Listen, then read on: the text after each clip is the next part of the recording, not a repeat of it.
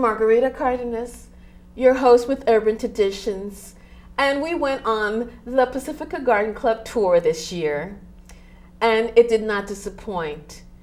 It was a beautiful afternoon, and I saw a trend here with all these new gardens, more succulents and drought-resistant plants, and lots of veggies. And if they didn't have just an all-veggie garden, there was combinations. And we have here with us today two ladies, Karen Kipp, the president of the Garden Club, and Ann Shabig, the co-chair of this year's Garden Club tour. Welcome, ladies. Thank you. Hey, how are you? We're good. Good. It's good to see you. Yes, we were here last year. We enjoyed it. Oh, wonderful. And I'm glad you enjoyed the tour this year. Oh, yes. It was beautiful. It was, well, you don't disappoint. It's always nice to see everybody there. These gardens were just spectacular. I will give credit to Anne and you. the other co-chair, Diana Canat, for finding the gardens, because that's the #1 big job. And they started early, and we had a great selection. How early was that, Anne?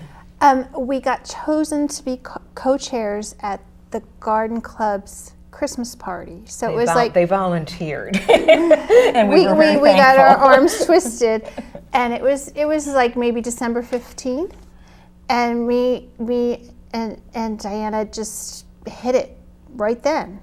Like a couple days later, we started working on the project. Wow. And by the end of January, we had 15 potentials. Oh my God, 15. And And- from 15, it went down to how many? We had 9. 9. Some of our potentials backed out because whatever in their life, and maybe next year's better. But it was really fun. We knocked on doors, hoping not to intrude on people's personal lives, but we got received super well. Everybody was just super nice, and we didn't get anybody saying go away. Yeah, right. I think the people who want to do this not only take pride in their garden, but they are social people. They enjoy schmoozing and talking and spending the day, having about 300 guests come through. Exactly. Well, and that was my experience with all of the gardens. They already knew that the Urban Traditions lady was coming through, and they're, oh yes, we heard about you. So I'm there, oh okay, great. So some did not want to talk, and that's fine too. If they're shy and do not want to talk to us on camera. But let's talk about the trends. Anne, was there a trend this year? The trend was more succulents, like everywhere. Everybody had succulents, and more sustainable gardens and vegetables. And I'm so glad to hear about this, because this is where we want to go to. I'm glad that we're all focusing on more drought tolerant and veggies, really. Mm-hmm. And how about that garden that had the chickens? They were so cute, because when we knocked on their door, they were super shy. They're like, oh, our garden's a mess. We let the chickens roam for free for the last 6 months, and they've destroyed our garden. And now we've got them penned, but our garden is a mess. And me and Diana went in their garden, and it was beautiful. It was perfect. I couldn't see any evidence of chickens, but they were super self-conscious. And so it had time to heal, because this was like in January. Right. And the chickens were there, and the chickens were a big star. Oh yeah. Everybody, oh look at the chickens, and actually the neighbor next door also had chickens. I didn't know that. Do you know about the laws here? I don't know anything about the laws, but apparently it's fine. It's good. Yeah. And they were only girl chickens, so there was no obnoxious roosters. But I think, again, this reflects the diversity of what people are doing in their gardens, whether you have children, pets, a small space that you maximize the usage, or a couple of the gardens that had different levels that were terraced, that have different seating areas, entertaining areas. And we try to have that variety. There was our friend Paul on Manor. Yes, he was on a few. The host with the most. Yes, he enjoyed schmoozing with the people and talking. He was on about 5 years ago, as was Sharon. And that's one thing we do try to wait, because people redo their yards. Things change. And actually, I was going to ask you about that. Yes, since there were two people that have been on the garden. Yeah, two repeats that have been on the garden tour before. So, what are your what's your focus on that? How long do they have to wait? 5 years. 5 years. Oh, they wait 5 years. 5 years, and they have to have significant change. If it's the same as it was 5 years, never mind. People are a garden is always a work. It's always growing, changing, evolving. Sharon's front yard had changed tremendously in 5 years. Oh, that one. This was a garden that had many levels, and I love the exotics that she had there. I was just amazed. So beautiful, these daisies and these little yellow Proteas. I don't know all them, because some of them they're not from here, they're non-natives, but they are drought tolerant, from what I understand. Right. And because of our climate, which is Mediterranean and also South African similarities, South American, there's a lot of things that we can grow here. Right. That are the exotics. Yeah, we're so lucky. This weather, with its fog and everything, we're very lucky to have this type of weather. And we were lucky to have such a beautiful day. It was a gorgeous day. Yeah, it was so hot. Diana and I went out the Saturday before the garden tour, and we had our warmest coats on. It was freezing cold. We're like, oh, please, please. And you were blessed. Yes. We were blessed. Because it was hot. It was such a hot day. A great day. Yeah. The next day was awful. I know. Oh, you were so lucky. We just hit it just right. Right. Yeah. Well, let's talk about money, Karen. Karen's the expert on the money. Yes, let's talk about the money. This is our fundraiser. This year, again, we did the best that we've ever done. We raised about $5,000. Hey, which was wonderful. And that is from the ticket sales, which this year we did $20. Members could buy them at $15, and you could buy for friends. You could also buy them through our website. We now have a website as well as a Facebook account, so you can find us there. And then we had a plant sale, which our members started seedlings and cuttings and grew those, again, starting from early in the year. We did abalone shells with succulents, which were they were a big hit. And that was a club project, so that was a lot of fun. That we had one of our meetings where we all made those, and again brought the materials and put it together. And then we had a raffle, and that was put together by one of our members, Greta, and she did lovely baskets. Fantastic job. She put together. She had lots of gift certificates, and last year we had the gift certificates all lined up, and a piece of paper is not that interesting. Right. So this year she put together a gift basket, and let's say it was a Starbucks gift certificate. She had a coffee mug, she had some coffee, she had some other coffee things in a gift basket. So the person got the gift basket and the gift certificate. And as a package. So it was very attractive. It was visually way more interesting than putting a flat gift certificate. Right. Yeah. But we are very appreciative to the local businesses that did give us, donations we for had this too. lots of generous donations. And a couple of our own members. We have one who is an artist who made a painting. Another one does jewelry, and she donated a lovely piece of jewelry. So we're fortunate to have the support of many, many people to make this tour a success. Right. Well, as always, there's do-it-yourselfers and or professional landscapers. So we're going to hear from Kathy Green and Eric Haig, her up-and-coming young landscaper that designed her garden. And let's see how she dealt with some problems that they had there. So we have in the back here a 2-year-old drought-tolerant succulent garden. And in the front, we have like a 2-day-old deer-resistant garden. The plants in the front are mostly South African and Australian. And the plants in the back are many as well established at this point succulents. But we also have like proteas. We have also some older plants that have been here, like the Newport rose has been here, probably over 20 years, the fuchsia, the potato vine. But most of the other plants, the red hot pokers, have been here for a long time, but the other plants are all very new within these 2 years. Well, I actually got in by the skin of my teeth, to tell you the truth, because I love our landscaper, Eric Haig. He's fantastic, and we wanted him to get some publicity so that people could get a chance to see his work, and that's actually why I called the garden club and said, would you consider it? And they came out, and I was like a week within the deadline, and I squeezed in. I beat out a couple other gardens to make it. So yeah, so very fortunate, and I'm hoping people are really enjoying it. So what I did here is did the front and backyard. It's a landscape design for Kathy Green.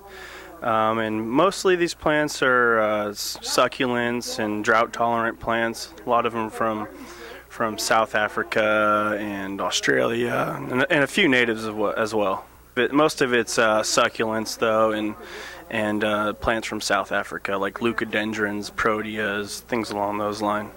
My second time around in schooling, I went to the environmental horticulture program at Foothill College down in the peninsula, and ever since I was young, I've always enjoyed the outdoors and plants. I was in the Boy Scouts, became an Eagle Scout, so that's probably where my passion kind of came from. And I like working outdoors, and plants are just great in general to look at and enjoy outside your yard. I would have to say, nowadays water's a great resource that we need to take care of. So if you can go in the direction towards drought resistant and growing stuff locally, in your backyard, if you can grow tomatoes or vegetables in your own backyard instead of going to the store, that's great, and it's a lot of fun for people of all ages to do. Just kind of starting out in the business, I feel like I have an expertise in certain things, but eager to learn more because, I really enjoy this industry. Yes, that was Eric Haig. Well, he's an up-and-coming landscaper and a recent graduate with a passion for nature. And just want to give him a little plug. You can check him out at ericdhaig@gmail.com. And his phone number is 650-438-7014. That's Landscape Design by Eric Haig. And he's rather good at succulent, natives, and drought-tolerant gardens. And we want to, support that. Now, I want to talk a little bit about a past guest that's been here, and that's Fiona Benjamin. She's a 4-H club member, and she's going to be graduating. Her garden was also on the tour. And let's hear about how she dealt with her deer problems. I have a little bit of a lot of things. So I have a lot of different kinds of squashes. I have tomatoes, lettuce, kale, beets, peas and beans, and a lot of different herbs like rosemary and sage and thyme. I try to plant things that my family's going to eat because that's the point, is to feed ourselves. So, it's been a lot of fun for us. It's a really relaxing thing to do, and I think what 4-H did for me is to kind of just cultivate my passion for, I love livestock and I love agriculture. It's like, and horticulture, it's the two different fields of agriculture, and when I go to college, I don't know which one I'm going to pick, but 4-H has just taught me a lot about where our food comes from and how to grow food, whether it be meat or vegetables, and I've had a lot of fun in both aspects. Last year I started with just the raised bed that I have, and there were so many deer. They got to everything before we got to it, and it was really disappointing. I almost gave up on it, but we built this fence, and it's not the most attractive fence in the world, but it's functional. It keeps the deer out, and it lets the sun in and keeps the dog in. And we haven't had any trouble with deer. We've been able to plant all the food we want, and it's been a lot of fun. We planted a couple of things that are flowers. The flowers that we have outside of the fence are deer resistant, mainly poppies. Deer don't like poppies, or daffodils. Those aren't in bloom now, but they don't like those. But since we're mostly focused on vegetables, if we like to eat it, the deer like to eat it too. So keeping them out has been a big key to our success for sure. So we have a couple varieties of edible flowers in our yard. This is a garden tour, and what a lot of people are used to seeing is flowers, and this is different. It's a vegetable garden. So in order to sort of compromise, we tried to plant some edible flower varieties. We have marigolds, which are good for, the blooms are good for salads, and they're really pretty, and they keep the bugs away too. They're a bug deterrent, especially slugs. So that's useful. It's like a double whammy there.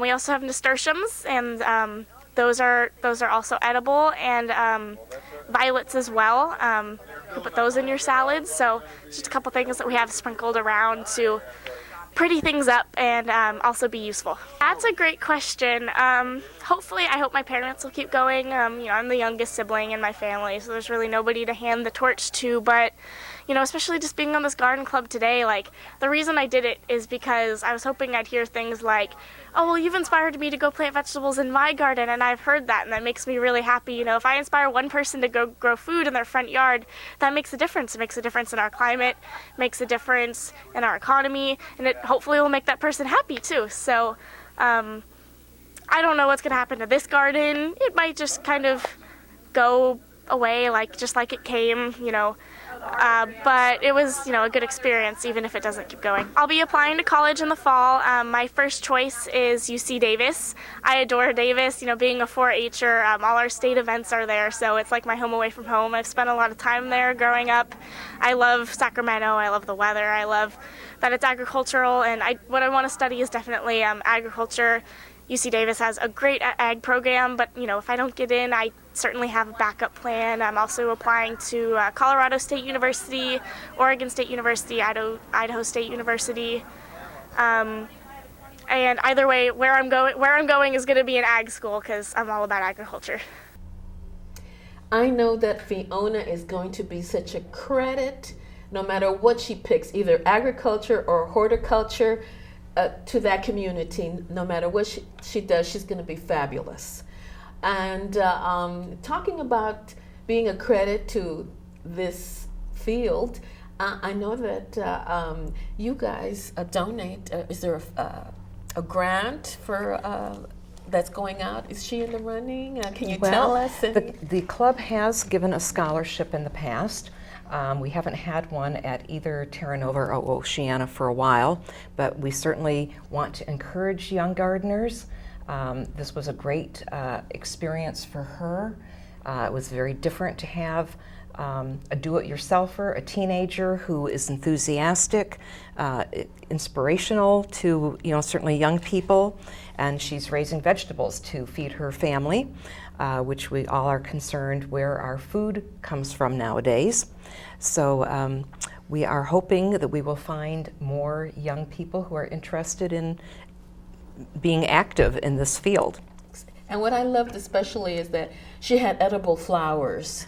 That's new, and so we need to. Yeah, you can eat some flowers. You can eat nasturtiums and various things. Mm-hmm. Well, artichoke's a flower. Right. Right. Yeah. Yes. So now we have the last but not least, the hostess with not the hostess. He's the host with the mostest, Paul McGregor, who has been on the Garden Club before, and Tour. The Garden Club tour, and a beautiful view off of Manor. Let's go take a look at his little place. Well, not little, rather. It's rather large, and the beautiful view that's off of Manor Drive. And I love his philosophy, and he has a very quaint philosophy, and that is that a garden is never finished. there should always be something to do, and that is so true. Let's hear what he had to say.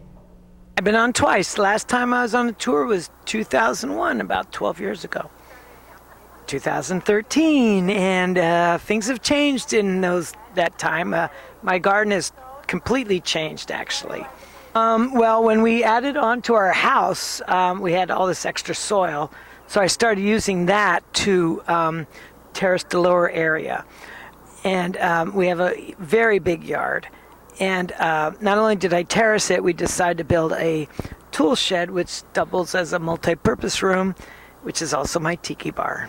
I did myself indoors, but actually my next door neighbor, Nick Mitchell, contractor, built the tiki bar for me. And I had fun decorating the inside. It was originally a tool shed to store stuff that you have in your garage that you don't use a lot, like camping gear and Christmas trees and Halloween stuff. I got that out of my garage and put it in the the shed.